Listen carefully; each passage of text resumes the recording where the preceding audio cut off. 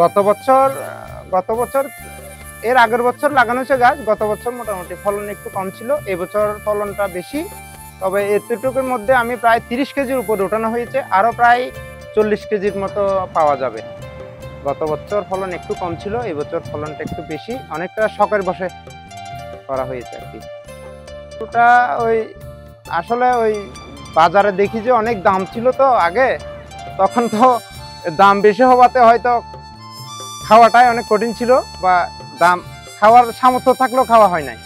সেই সুবাদে এটাকে চাষ করা যায় কিনা বা ছাদে কিভাবে করা যায়, ইউটিউব থেকে আর স্থানীয় কৃষি সম্প্রসারণ বিভাগ থেকে জেনে এটা করা হয়েছে।